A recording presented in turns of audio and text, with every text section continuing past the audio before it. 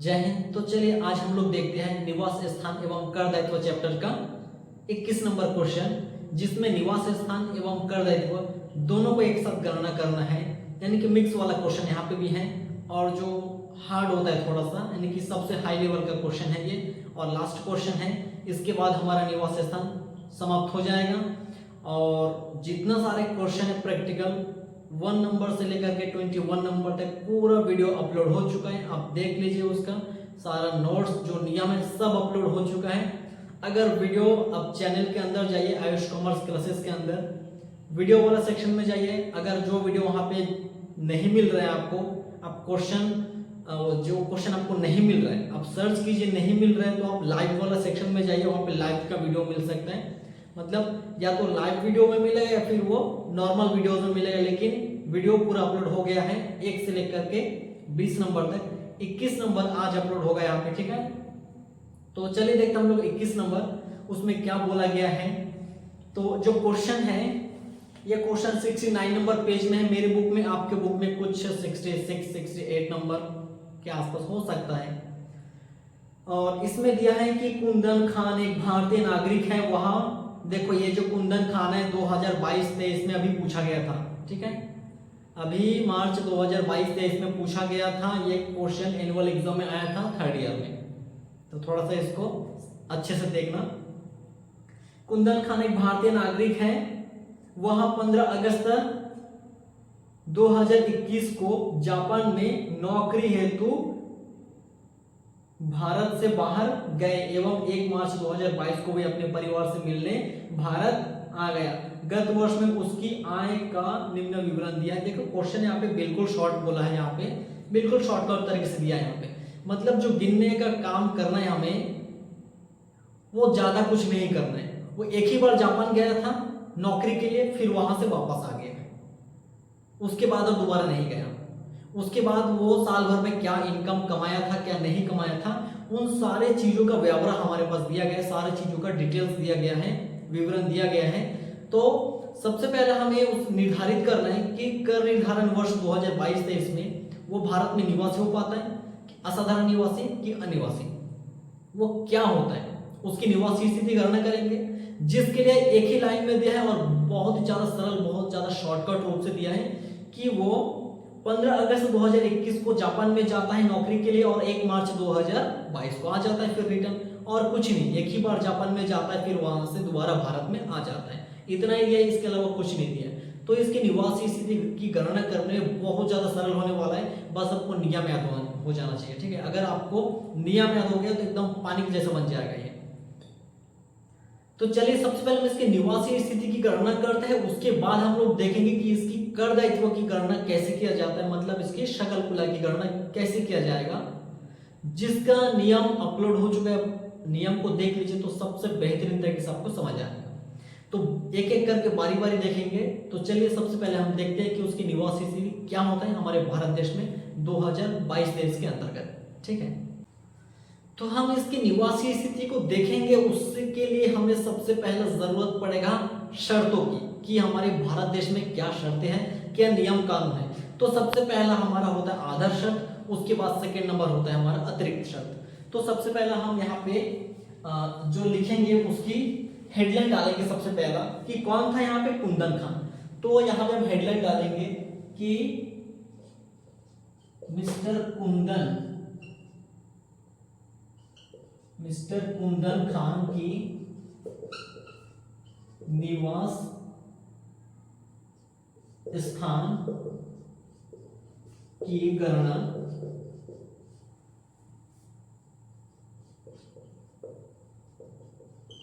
कर निर्धारण वर्ष 2022-23 के लिए न्यू बुक जैसे आएगा उसमें 2023-24 लिखना है यहाँ पे, ठीक है। 2023-24 हमारा गत वर्ष चलेगा। अभी ये पुराना बुक है, न्यू एडिशन अभी तक नहीं आया, तो इसी से आपको करवाया जा रहा है, लेकिन जैसे न्यू एडिशन आ जाएगा बुक, आपको न्यू बुक से पढ़ाया जाएगा, टेंशन बिल्कुल ना लो। अब यहाँ पे सबसे पहले हमें शर्तों को देखना है कि आधार शर्त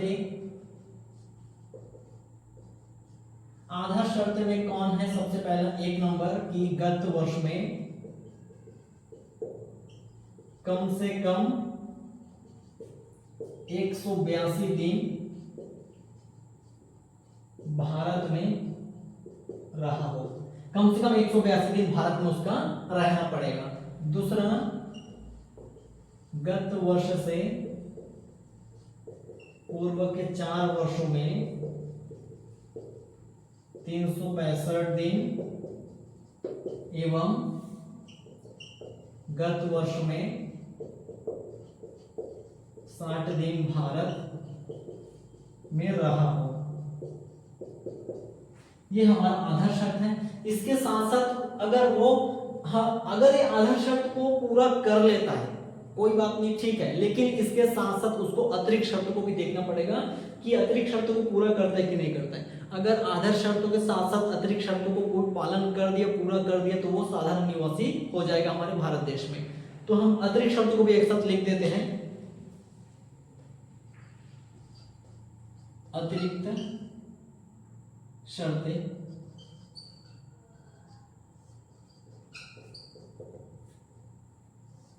इसमें सबसे पहला, गत वर्ष से पूर्व के 10 वर्षों में कम से कम 2 वर्ष भारत में रहा हो। और दूसरा है, गत वर्ष से पूर्व के 7 वर्षों में 730 दिन भारत में रहा हो। ये जो हमारा अतिरिक्त शर्त है ये भी पूरा होना चाहिए, तभी वो नियम को पालन कर पाएगा, तभी वो साधारण निवासी बन पाएगा। तो ये हमारा आदर्श शर्त है, ये हमारा अतिरिक्त शर्त है। अब देखते हैं कि एक एक करके वो शर्तों को पालन कर पाता है कि नहीं कर पाता है। तो इसके लिए हम सबसे पहले देखेंगे आधार शर्तों को, और आधार शर्तों में देखने के लिए अब तक के 1 नंबर से लेकर के 20 नंबर क्वेश्चन तक के अपलोड हो गया है, और जो देखे होंगे उसको इतना पता होगा कि गत वर्ष किसे कहते हैं। तो फिर भी मैं एक बार आखिरी टाइम बता देता हूं यहाँ पे आखिरी क्वेश्चन में कि गत वर्ष वही वर्ष हो जाएगा जब कोई व्यक्ति विदेश में आना जाना करता है, उसके बाद लास्ट टाइम भारत में जब भी आके रुक जाता है वही हो जाता है गत वर्ष। यहाँ पे व्यक्ति अगस्त महीने में 2020 में गया था और मार्च महीने के 2022 में आया था भारत देश में, जापान में गया था, फिर वहां से भारत देश में आ गया था, उसके बाद और कहीं नहीं गया, वहीं पे भारत में रुक गया आके। तो ये जो 1 मार्च 2022 को भारत में आके रुक गया, यही हो जाएगा उसके लिए गत वर्ष। ठीक है, गत वर्ष के लिए कंफ्यूज नहीं होना है। गत वर्ष मतलब एक व्यक्ति भारत देश से बाहर जाएगा, 10 बार आना जाना करेगा, घूमेगा, और लास्ट टाइम जब भी वो आके रुक जाएगा भारत में वही हो जाएगा उसके लिए गत वर्ष। ये चीज सबको याद होना चाहिए, ठीक है। तो यहाँ पे ये व्यक्ति क्या किया था, 1 मार्च 2022 को आके रुक गया था, वही हो जाएगा इसके लिए गत वर्ष। तो गत वर्ष का पता लगाना है। सबसे पहला गत वर्ष हमारा क्या है, 1 मार्च 2022 है, 2022 हमारा गत वर्ष है। अब 2022 में कब आया था, मार्च में, मार्च महीने का 1 तारीख। मार्च महीने का 1 तारीख से लेकर के 31 तारीख तक कितना दिन होता है, 31 दिन होता है। मार्च महीने में 31 तारीख तक होता है, 1 से लेकर के 31 तारीख तक 31 दिन होता है, जो कि भारत देश में था। वो जापान में चला गया था, वहां से कब आया, 1 मार्च को। 1 मार्च से लेकर के 31 मार्च तक, यानी कि वो 31 का ही महीना रहता है कंटिन्यू, 1 महीना ही मुश्किल से रह पाया हमारे भारत देश में वो। तो मुश्किल से 30 दिन रह पाया, 31 दिन रह पाया, 1 महीना रह पाया हमारे भारत देश में। जबकि देखो अब यहाँ पे एक चीज और है, यहाँ पे क्वेश्चन में मसला क्या है यहाँ पे कि वो भारत से बाहर जापान में गया था नौकरी करने के उद्देश्य के लिए। नौकरी करने के उद्देश्य के लिए कोई भारतीय व्यक्ति विदेश में जाता है, वहां से फिर भारत में आता है भ्रमण करने के लिए, तो उसको गत वर्ष में चेंजेस आ जाता है। अगर उसकी भारतीय आय, विदेशी आय को छोड़ के 15 लाख से ज्यादा होता है तो गत वर्ष में 182 दिन, यहाँ पे गत वर्ष में भी 182 दिन रहना पड़ेगा। अगर उसकी भारतीय आय 15 लाख से कम होती है, अच्छा कम होती है, कम होती है तो 182 दिन, यहाँ पे 182 दिन, और अगर ज्यादा होता है तो उसमें 120 दिन रहना पड़ता है। ठीक है, थोड़ा अच्छा यहाँ पे देखो क्या होता है कि गत वर्ष में एक 60 दिन के बजाय 120 दिन और 182 दिन कब रहना पड़ेगा। अगर वो भारतीय नागरिक है, विदेश में जाता है, वहां से भारत में भ्रमण करने के लिए आता है, तो उसकी भारतीय आय को देखा जाएगा। अगर 15 लाख से ज्यादा होती है तो 120 दिन रहना पड़ेगा, और अगर 15 लाख से कम होता है तो 182 दिन रहना पड़ेगा। ये चीज याद रखना यहाँ पे। अब इस क्वेश्चन में कुंदन खान की आय के बारे में कोई उल्लेख नहीं किया गया है, तो हम ये मानेंगे कि उसकी भारतीय आय 15 लाख से कम है। अब 15 लाख से कम है तो उसको 182 दिन रहना पड़ेगा गत वर्ष में। अब यहाँ पे गत वर्ष में 182 का 182 रहना पड़ेगा, यहाँ पे 60 दिन के बजाय यहाँ पे भी 182 दिन रहना पड़ जाएगा। अब वो तो गत वर्ष में सिर्फ 31 दिन था, 182 दिन नहीं रह पाया। अब 182 दिन नहीं रह पाया, सिर्फ 31 दिन था ही वो, मार्च में आके 31 दिन तक था, 31 दिन तक बस, ओनली 31 तारीख तक 31 दिन था, जो कि गत वर्ष में 182 दिन को कंप्लीट नहीं कर पाता। तो ये फर्स्ट शर्त कैंसिल। सेकंड शर्त में क्या बोल रहे हैं, गत वर्ष से पूर्व के 4 वर्षों में 365 दिन एवं गत वर्ष में 60 दिन के बजाय 182 करना पड़ेगा, क्योंकि वो भारतीय नागरिक विदेश में गया था, जापान में, वहां से भारत में आ रहा था, नौकरी करने के उद्देश्य के लिए गया था। इस कारण से उसको 182 दिन रहना पड़ जाएगा, क्योंकि उसकी भारतीय आय 15 लाख से कम है। भारतीय आय के बारे में क्वेश्चन में कुछ नहीं बोला है, तो हम माने हैं कि वो 15 लाख से कम है, तो 182 दिन रहना पड़ेगा यहाँ पे गत वर्ष में, जो कि ये नहीं कर पाया, मात्र 31 दिन था, ये भी नहीं कर पाया। अब ये वाला टुकड़ा कैंसिल, मतलब फर्स्ट टुकड़ा भी कैंसिल, और ये तो पहले से कैंसिल हो चुका है, ठीक है। ये पिछले 4 वर्षों में 365 करे या ना करे कोई मतलब नहीं है, उसका सेकंड पार्ट को कंप्लीट नहीं कर पाया, मतलब फर्स्ट पार्ट भी कैंसिल। अब यहाँ पे एक चीज और आता है, अगर अब सोचिए, मैं पहले से बताते हुए आ रहा हूं कि कोई व्यक्ति आदर्श शर्त को कंप्लीट नहीं करता, एक भी आदर्श शर्त को कंप्लीट नहीं करता है, चाहे वो अतिरिक्त शर्त को करे, एक करे, दोनों करे, एक भी ना करे, सब करे, कोई मतलब नहीं है। आदर्श शर्तों की तरफ देखना ही नहीं है, बिल्कुल नहीं देखना आदर्श शर्तों की तरफ, जो सॉरी अतिरिक्त शर्तों की तरफ। जो आदर्श शर्त को पूरा नहीं करता है वो कोई काम का नहीं है, सीधा अनिवासी भारत देश में, ठीक है। आदर्श शर्त को कम से कम एक करना चाहिए था, ऑप्शन था यहाँ पे, एक भी नहीं कर पाया। भले अतिरिक्त शर्तों को यहाँ पे एक करे, दो करे, कुछ ना करे, कुछ सब करे, कोई मतलब नहीं है उससे। आदर्श शर्त को देखना पड़ेगा, एक भी नहीं कर पाया, सीधा अनिवासी घोषित कर देना है, इसको गिनने की जरूरत नहीं है। अगर गिनना चाहो तो गिन सकते हो। यहाँ पे गत वर्ष क्या है अपना 2022 है। अब 2022 से पूर्व के 10 वर्ष का टारगेट देखेंगे, 1 2 3 4 5 6 7 8 9 10, ये 10 वर्ष का टारगेट है। 2021 20 19 18 17 16 15 14 13 12, ये हमारा अपना गत वर्ष से पूर्व के टारगेट है 10 वर्ष का। इसमें 2 वर्ष रह पाता है कि नहीं रह पाता है। अब सबसे पहली बार वो 15 अगस्त 2021 को 15 अगस्त 2021 को भारत के बाहर गया था, उससे पहले तो पूरा भारत में था। भारत का नागरिक है, भारत का नागरिक है तो भारत में रहा है। भारत में पूरा कितना साल था, 9 साल था। 10वां साल में 2021 में भारत में बाहर गया, फिर 2022 में 1 मार्च को आ गया यहाँ पे, तो 2 साल क्या बोलते हैं आप, तो पूरा 9 साल रहा यहाँ पे, तो ये कंप्लीट कर लिया। 7 वर्षों में, पिछले 7 वर्षों में 730 दिन 2 वर्ष कंप्लीट करना पड़ेगा। पिछले 7 वर्ष में अगर हम देखेंगे यहाँ पे, पिछले 7 वर्षों में तो यहाँ पे पूरा 6 वर्ष भारत में था। 7वां वर्ष 2021 में भारत से बाहर निकला था अगस्त महीने के 15 तारीख को, तो ये 6 साल यहाँ पे रह रहे हैं, तो 2 वर्ष क्या बोलते 730 दिन, ये भी ज्यादा कर लिया। अतिरिक्त शर्तों को भर भर के पूरा कर रहे हैं, परंतु अतिरिक्त शर्त का एक भी नहीं कर, सॉरी आदर्श शर्त का एक भी नहीं कर पा रहे, अतिरिक्त शर्तों को भर भर के कर रहे हैं, कोई मतलब नहीं है। जो व्यक्ति हमारे आदर्श शर्त बेसिक कंडीशन को पूरा नहीं कर पा रहा है, भले एडिशनल कंडीशन को 1 करे, 2 करे, सब करे, ना करे, हमें कोई मतलब नहीं है। जो आदर्श शर्त को हमारा बेसिक कंडीशन को पूरा नहीं कर पाता है, अनिवासी, ठीक है। मिस्टर कुंदन खान यहाँ पे अनिवासी घोषित होता है, अनिवासी।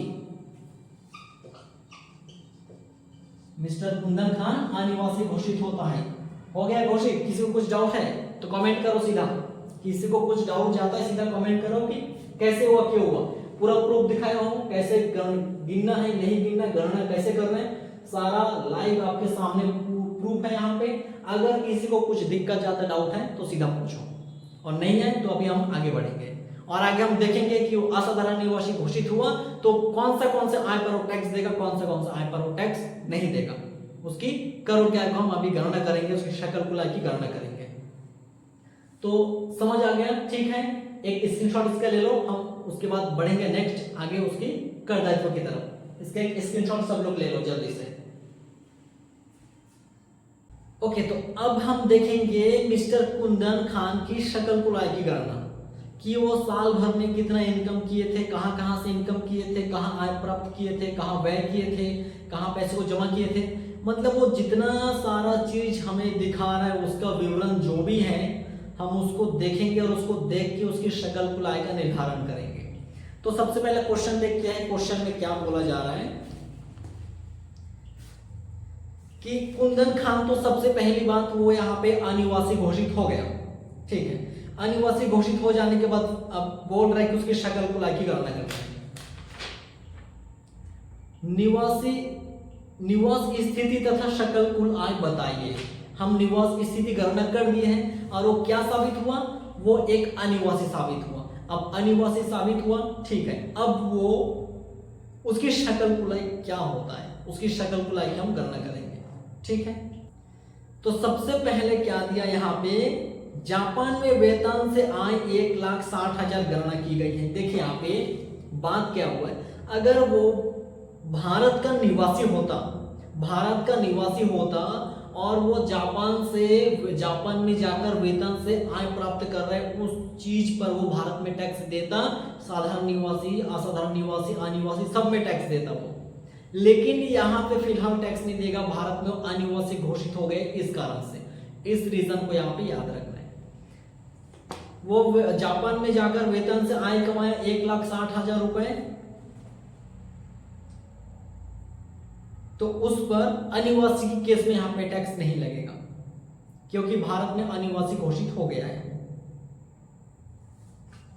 वो टैक्स देगा वहां पे जाके देगा, यहां पे नहीं देगा वो। एक भारतीय कंपनी के ऋण पत्र पर या ऋण पत्र का शकल ब्याज 18,000 रुपए जापान में प्राप्त किया।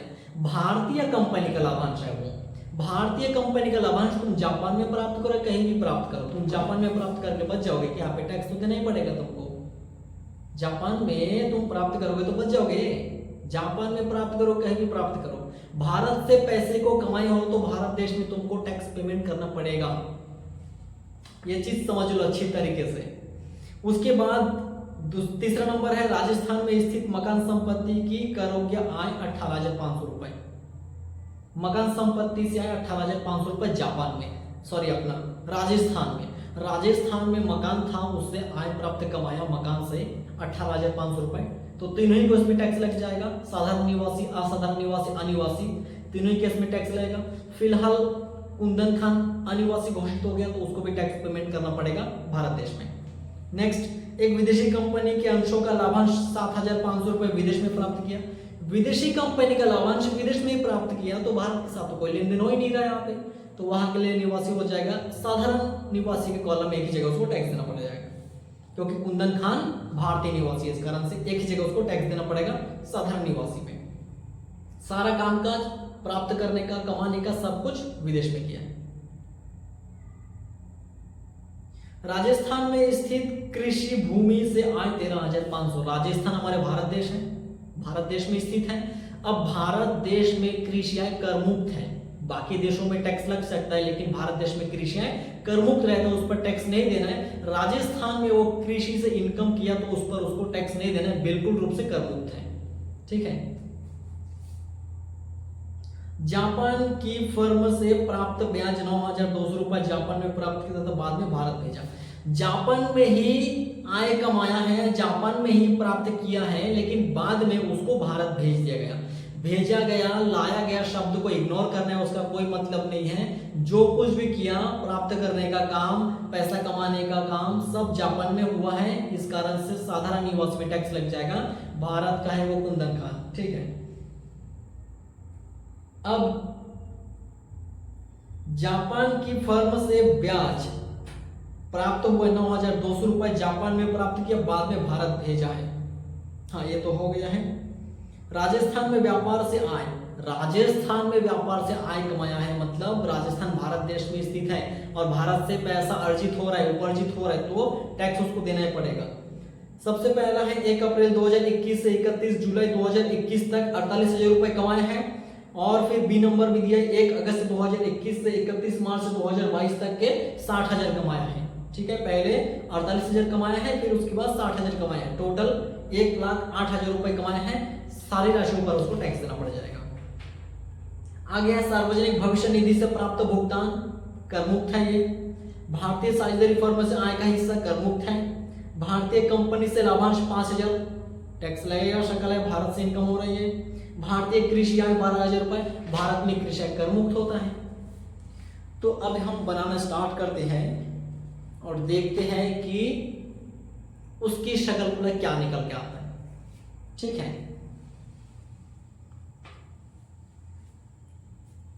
तो सबसे पहला हमारा यहाँ पे मिस्टर कुंदन खान की शकल कुल आय की गणना है। यहाँ पे शकल कुल आय की गणना कर निर्धारण वर्ष 2022-23 के लिए, जब न्यू बुक आएगा हम 23-24 कर लेंगे यहाँ पे। अब यहाँ पे हम फॉर्मेट बनाते हैं, एक ही कॉलम को बनाना है। वो अनिवासी घोषित हुआ है, यहाँ पे अनिवासी घोषित हुआ है। तो सबसे पहला हमारा क्या हो जाएगा, फॉर्मेट बना लेना है विवरण, या फिर हम यहाँ पे आय लिख सकते हैं, मध्य लिख सकते हैं, और यहाँ पे अनिवासी का एक ही कॉलम रहेगा। अब फर्स्ट कंडीशन क्या है, यहाँ पे फर्स्ट कंडीशन है कि जापान में वेतन से आए 1,60,000 रुपए। देखो कुंदन खान भारतीय नागरिक है, जापान से गया था, काम किया था, वहां पे जो वेतन मिला है भारत में वो टैक्स देता, भारतीय आदमी है भारत में टैक्स देता, लेकिन साधारण निवासी घोषित होता तो। लेकिन यहाँ तो फिलहाल अनिवासी घोषित हो गया, बिल्कुल तरीके से अनिवासी घोषित हो गया कुंदन खान, इस कारण से वो यहाँ पे टैक्स नहीं देगा अनिवासी के केस में। तो जापान में वेतन से आए, जापान में वेतन से 1,60,000 रुपए पर टैक्स वो नहीं देगा, नील। दूसरा, एक भारतीय कंपनी के ऋण पत्र पर सकल ब्याज 18,000 जापान में प्राप्त किया। भारतीय कंपनी का लाभांश था, वो चाहे जापान में प्राप्त करे, इंग्लैंड में प्राप्त करे, अमेरिका में प्राप्त करे, कहीं भी प्राप्त करे, हमें कोई मतलब नहीं है। भारत से पैसा अर्जित हो रहा है, कमाई हो रहा है, तो टैक्स यहाँ पे उसको देना ही पड़ेगा। तो भारतीय कंपनी से लाभांश, भारतीय कंपनी से लाभांश कहां प्राप्त किया है, भारतीय का जापान में प्राप्त किया है, जापान में प्राप्त किया या प्राप्त हुआ। कितना होगा ये, 18,000 रुपए का है, 18,000 का है। ठीक है, राजस्थान में स्थित मकान संपत्ति के कर हो गया 18,500 रुपए। अब राजस्थान हमारा भारत देश के अंदर है और वहां से वो क्या से कमा रहे हैं, मकान संपत्ति से कमा रहे हैं, तो फुली टैक्स लगेगा, उसको पूरा टैक्स देना पड़ेगा। घर से कमा रहे हैं और राजस्थान में, राजस्थान हमारे भारत देश के अंदर है, राजस्थान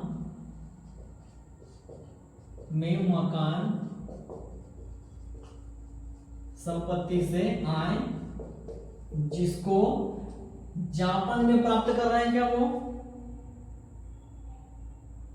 नहीं, बस आय दिया है भारत में या राजस्थान से, मकान संपत्ति से या राजस्थान में 18,500 रुपए पूरा उसको टैक्स भरना पड़ेगा इसमें। उसके बाद दिया एक विदेशी कंपनी के अंशों पर लाभांश 7,500 विदेश में प्राप्त किया। जो भी हुआ विदेश से ही कमाई कर रहा है, विदेश से पैसा अर्जित कर रहा है, विदेश में प्राप्त कर रहा है, विदेश में जमा कर रहा है, बैंक में, सब कुछ विदेश में कर रहा है। साधारण निवासी के कॉलम में आता, लेकिन भारत में निवासी होना चाहिए था उसको, लेकिन यहाँ पे तो कोई भी शर्त को पूरा नहीं कर रहा है, आधार शर्त को, यहाँ बिल्कुल अनिवासी घोषित हो गया। इस कारण से अनिवासी में नहीं आ पाएगा ये, अनिवासी में वैसे भी नहीं आता, ऐसे में नहीं आएगा। उसके बाद दिया है राजस्थान में कृषि भूमि से आय। देखो राजस्थान में बोल रहा है कि कृषि भूमि से आय, कृषि से आय नहीं बोल रहा है, कृषि भूमि से आय। ठीक है, कृषि भूमि से आय हो रहा था, तो सबसे पहले आपने दिया था 500 रुपए का और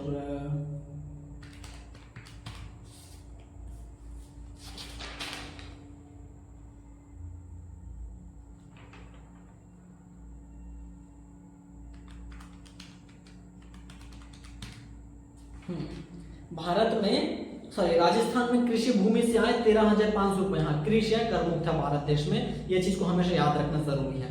ठीक है, राजस्थान में स्थित कृषि भूमि से आय, हाँ खेती किसानी करने से जो आय हो रहा है या कृषि भूमि से जो भी आय हो रहा है वो बिल्कुल तरीके से कर मुक्त है, एक अगर उसमें टैक्स नहीं देना है, इस चीज का हमेशा ध्यान रखना है। जापान में फर्म से प्राप्त ब्याज 9,200 रुपए जापान में प्राप्त किया, बाद में भारत भेजा।